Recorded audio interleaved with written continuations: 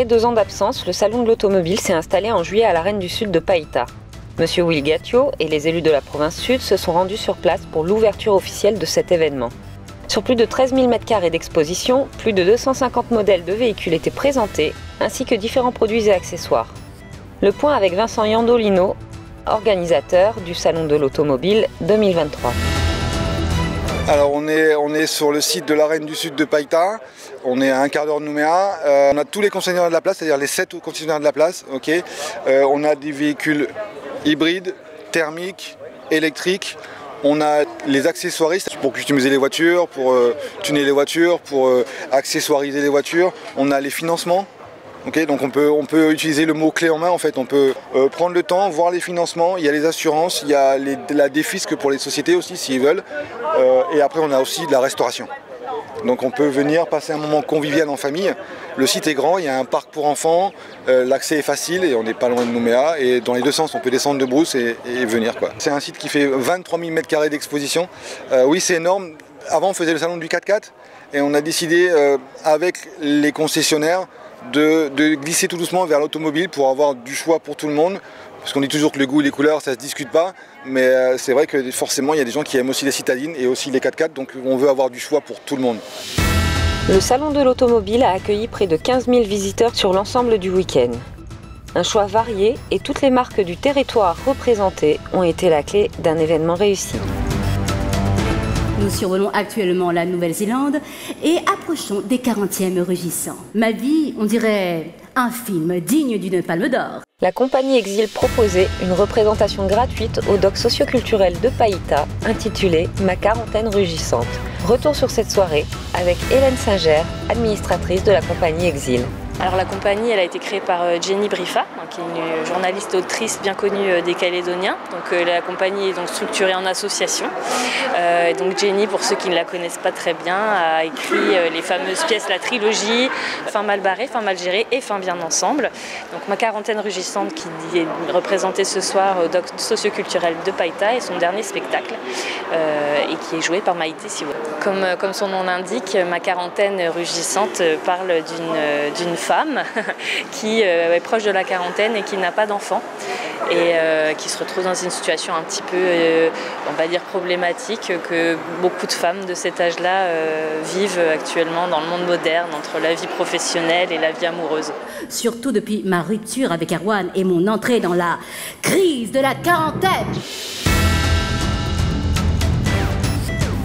Païta est une ville en plein développement économique et démographique qui se doit d'assurer à ses habitants la sécurité des biens et des personnes. La mise en place d'équipes spécialisées comme les ASVP, l'équipe cynophile et les auxiliaires de proximité y travaillent en lien au sein de la commune. C'est ici que remonte l'information. Le CSU, le Centre de Supervision Urbain. Vayagina, Grégory et Taoumali sont en charge de contrôler les 21 caméras qui couvrent l'ensemble de la commune de Païta. Le CSU définit le centre de supervision urbaine. On est amené à visionner les caméras uniquement que dans la commune de Païta. Dans le métier où je suis, on est amené à faire des interventions sur caméra et on fait des appels aux patrouilles de la gendarmerie et la patrouille de la police municipale sur les terrains en cas d'intervention pour des rixes ou pour des consommations d'alcool ou qu'importe, ou des conflits de voisinage. Dès qu'on a une rixe au niveau du village, on a une procédure. Donc on signale déjà au corps. Au corps, c'est la gendarmerie. Donc eux, ils interviennent et on avise une patrouille de chez nous pour renforcer l'équipage. Donc ils vont sur les lieux en très peu de temps. Et quand on n'a pas de caméra, c'est plus long. Ça les rassure, on a eu des retours par rapport aux administrés, qu'il y a une rapidité au niveau des patrouilles quand on fait envoyer. Avec le temps, ça a bien changé au niveau du CSU, qu'on appelle aujourd'hui le centre opérationnel. Donc c'est ici un peu qui dirige les patrouilles et tout ça. On tire des rixes et tout ça. En fait, le CSU, c'est comme un mini-corps. C'est toutes les informations se regroupent directement dans notre service. Ben c'est un outil utile pour les patrouilles sur la voie publique. Donc ça les aide à aller plus vite à des endroits précis. On est amené aussi à faire la sécurité au niveau, quand il y a des événements au niveau de la mairie. Des concerts par exemple à la Reine du Sud. Voilà. Conflits de voisinage, pour des départs de feu, et puis au niveau aussi pour l'ensemble de la commune. En fait, maintenant, on a l'autorisation de patrouiller à l'extérieur du centre-ville, avec, en jonction avec les agents de proximité qui ont été déployés par la province sud. Et aussi avec nos patrouilles en véhicule, les gardes champêtres, qui eux aussi patrouillent en véhicule et aussi en pédestre. Lors de leur patrouille sur le terrain, les ASVP sont appuyés par la présence des auxiliaires de proximité, les PEPIC, Programme provincial d'insertion citoyenne. Le point avec Leïla Pello. L'auxiliaire de proximité, il travaille en général avec la police municipale de la commune. Et c'est un renfort avec la police municipale. Le métier, c'est de constater tout ce qui est sur la voie publique, prendre contact avec les administrés. Ça renforce en fait les gens. Ils sont rassurés de voir des auxiliaires passer sur la voie publique pour constater ce qui se passe. Par exemple, les consommations d'alcool sur l'OPT, à la gare routière, ce sont les points sensibles. Et sur les parkings aussi des commerçants. Déjà, les gens ils sont en état d'ébriété et ça nuit aussi aux clients de venir se joindre à sa boîte postale ou faire ses courses. Notre démarche, c'est qu'on prend contact avec l'administré, son identité, on leur demande leur nom, prénom, numéro de téléphone, adresse, et qu'on prend aussi leurs infos importantes et qu'ensuite on les fait remonter à notre direction. Le dernier renfort mis en place par la mairie de Païta est l'équipe cynophile, qui a été créée en 2020.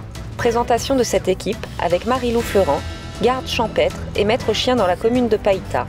Garde champêtre, c'est un agent de la mairie de Païta qui peut constater les infractions, les réprimer et puis en fait faire tout le travail d'un policier municipal en fait. D'une patrouille de surveillance générale à une intervention, à une interpellation, à du secours à victimes, à plein de choses.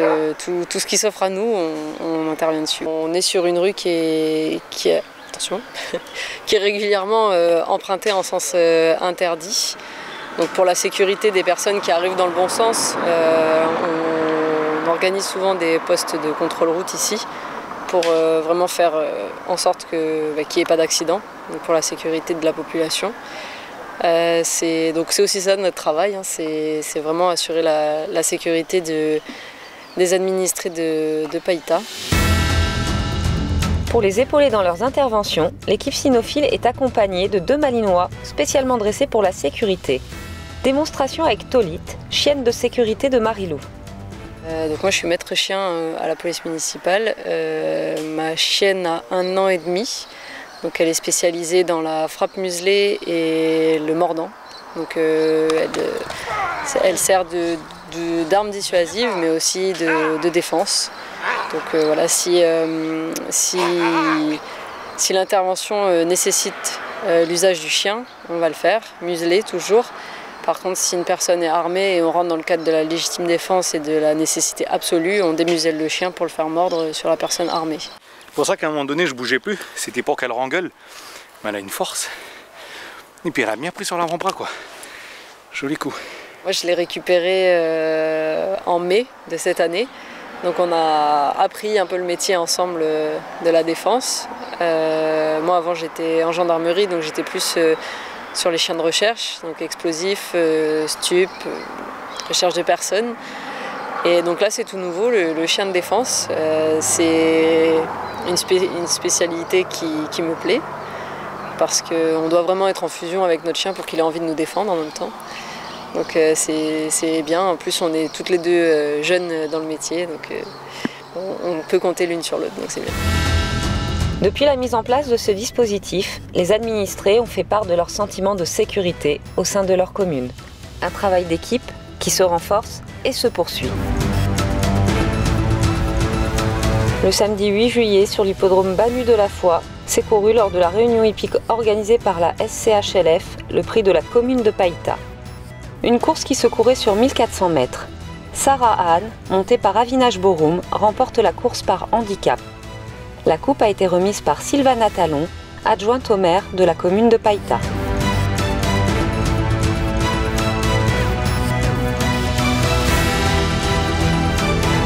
Deux manches à balai, un pneu, pour certains une technique bien rodée, pour d'autres un peu plus de difficulté. La 3e édition de la course de pneus s'est déroulée en juillet à la Villa Musée de Païta. Retour sur cet événement avec Marina, présidente de l'association Témoignages d'un passé. Donc aujourd'hui c'est la 3e édition de la course de pneus. Cette année nous avons environ une cinquantaine de concurrents préalablement inscrits. À 8h30, on a un petit échauffement avec un club de CrossFit au départ des courses. Vers 9h, l'appel des premières courses, c'est-à-dire la catégorie hommes. Puis à peu près toutes les 30 minutes, la catégorie femmes. Vers 10h, la catégorie 10-12 ans, garçons. Puis les filles. Et vers 11h, la dernière catégorie, les 13-15 ans pour les garçons et les filles ensuite. On aura une remise des prix vers 13h. Donc il y a aussi un concours du plus beau pneu customisé et du pneu le plus original. Mais tous les deux devront avoir roulé. Des participants motivés qui se sont donnés à 200% pour cet événement. Dur, hein, ce qui est dur c'est plutôt la course.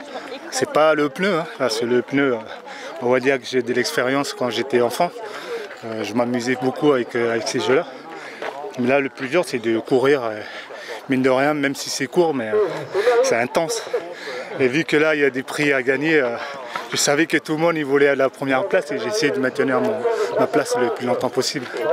Écoutez, c'était, comme je disais à votre collègue, c'était un peu long, mais ça valait le coup. Et l'objectif, c'était de surtout pas faire tomber le pneu. Parce que par rapport à l'expérience de l'année dernière, je t'ai dit, ça sert à rien de partir trop vite. Ce qu'il faut, c'est surtout pas faire tomber le pneu. Et donc, c'est chose faite, donc je suis ravie. Une journée sous le signe de la bonne humeur qui sera renouvelée chaque année. Le week-end du 7 au 9 juillet, le marché municipal de Païta a accueilli le marché de Lifou. Pour cette occasion, une coutume a eu lieu entre la délégation de Lifou et le conseil municipal de la mairie de Païta. Les agriculteurs locaux, les maraîchers et producteurs proposaient une sélection de produits de première qualité et accueillaient le public dans une ambiance festive.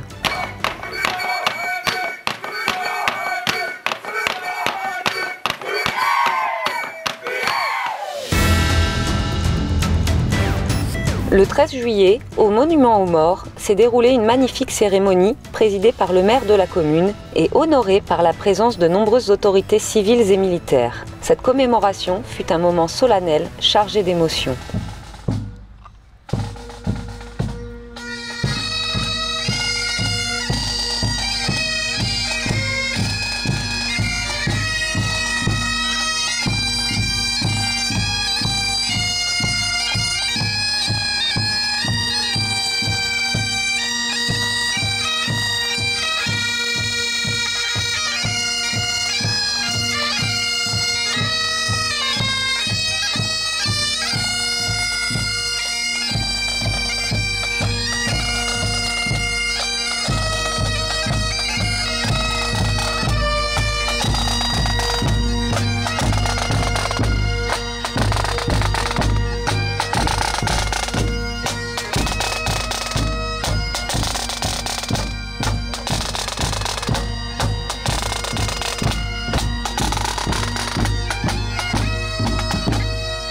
Plus tard, sur la place du village, de nombreuses animations étaient proposées. Maquillage, gonflables, spectacles et concours ont précédé la distribution de lampions faite par les élus municipaux.